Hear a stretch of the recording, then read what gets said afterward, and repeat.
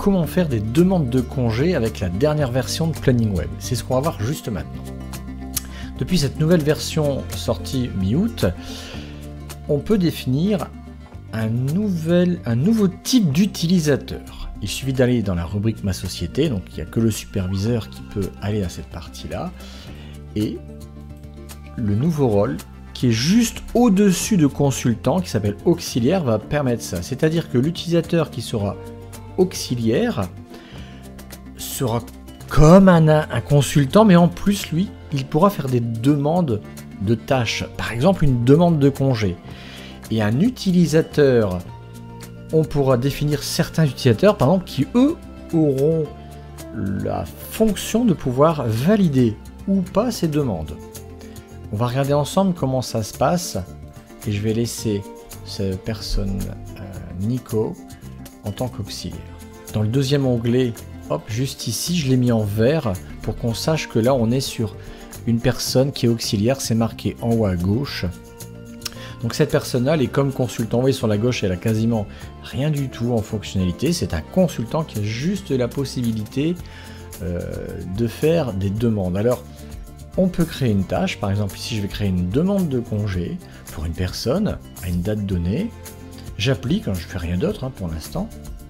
Voilà, et en fait j'ai ici, alors si je zoome sur la semaine 32, j'ai Vincent, une demande de congé. D'accord? Ici elle me paraît en un petit peu pastel, gris avec des zigzags en texture. Je vais revenir dans le planning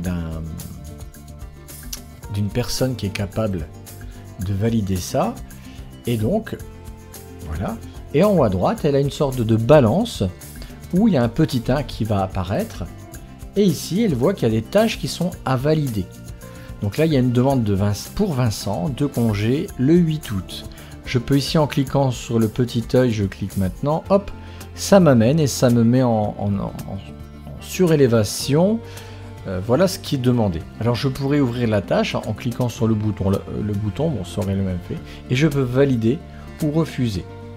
Alors, tant que j'ai pas fait ça, si je reviens sur ce que voient les autres utilisateurs, dont les auxiliaires, si je vais dans l'historique tout en haut à droite des écrans, eh bien on voit qu'ici il y a une sorte d'icône de dialogue où je vois qu'il y a une demande de congé. Ça va être, les zigzags seront toujours l'arrière-plan m'indiquant que c'est une tâche qui est à valider. D'accord? D'ailleurs, il n'y aura que les personnes qui ont demandé qui pourront modifier rien qu'elles. On voit bien ici, c'est une validation qui est en attente. Je reviens sur... alors je ne vais pas la valider tout de suite. Alors si je vais sur les vues individuelles et que je demande Vincent, donc là il n'y avait qu'une tâche. Alors si on voit, est-ce qu'il y a plusieurs tâches un peu plus loin? Je vais aller du premier au... Voilà, il y a quelques tâches ici. On aura quand même ces informations qui seront en attente. On peut l'indiquer qu'il y a quelque chose qui est potentiel.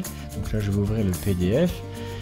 Dans les PDF aussi, on va retrouver ici, en attente de validation, au niveau du 8 août, on doit le savoir.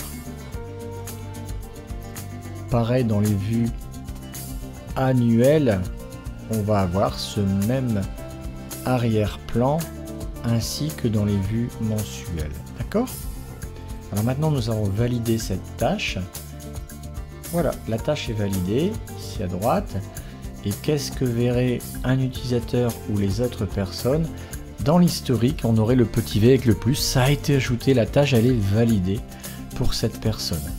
N'importe quel utilisateur pourra aller voir dans les propriétés d'une tâche, dans le bouton plus, pas l'historique, mais un peu ce qui s'est passé. C'est une tâche qui a été créée par Nicolas le 9 août et a été validée par Christophe.